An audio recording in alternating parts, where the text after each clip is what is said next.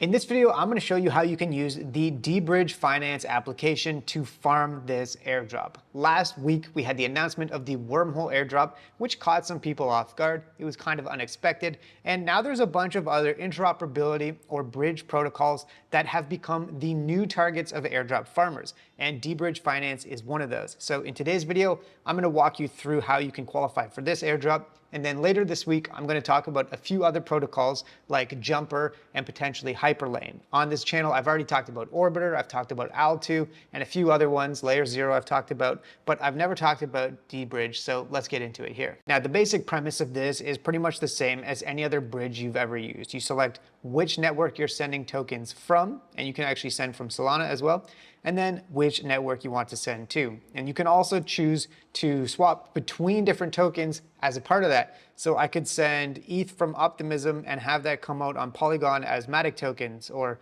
whatever different combinations you want to do. Now, one thing I'll say is that a cost-efficient way to do this right now is to route a lot of transactions through the Optimism network because they currently have fee rebates on for swaps to and from Optimism. Now, I think transfers from Base, Polygon, maybe Binance Smart Chain are going to be some of the cheaper ones. Linea, Solana, Ethereum mainnet, of course, that's going to be more expensive. Arbitrum usually is actually a little bit more expensive as well. So I've got a bunch of wrapped ETH on Polygon. So let's go ahead and bridge it to Optimism. But instead of having it come out the other end as ETH, I'm going to swap it into OP or Optimism tokens at the same time. So I'll select the amount. I'm just going to send the maximum that I can, which is all this ETH on Polygon. And then it will tell me how much I'm going to get on the other end. So I'm sending $151.43 worth of ETH, and I'm getting a cost rebate because of this special program on for Optimism. And then on the other end, I'm getting $151.08 worth of OP tokens. So the slippage here is pretty reasonable, and this is not really an expensive transaction. So let's go ahead and approve this, open it up in the wallet, switch the network, and I'm going to approve the token for this time only. So now that the token is approved, I can go ahead and actually make this swap. So let's confirm the transaction in the wallet. And you can see the total cost for this is 1 cent in gas fees on the Polygon network, and then they charge 0.5 Matic. But there's going to be a cost rebate of OP tokens in 2 weeks, I think. So let's go ahead and confirm this transaction.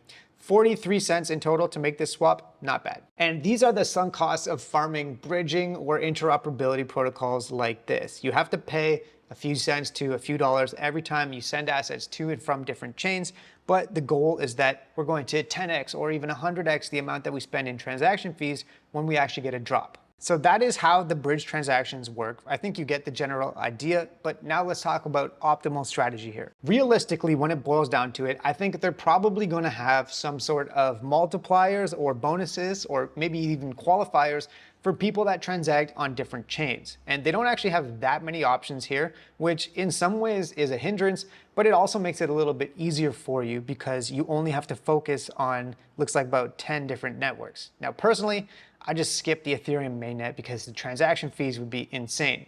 But for all of these different L2s and Solana as well, if you're willing to take that extra hurdle, these are reasonable targets. And so what I would recommend is trying to bridge at least once between each different network. The more that you can hit, the better. And if you hit like 5 out of 10, that's better than just 2 out of 10.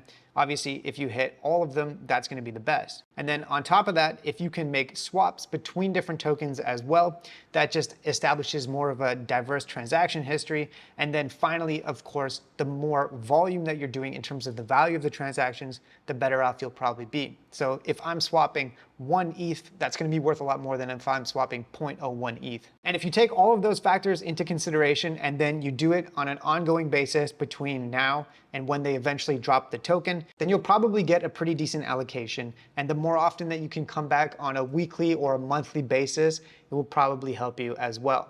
Now, in terms of how far away this airdrop actually is, it looks like they're going to have a point system like pretty much every other app or protocol out there.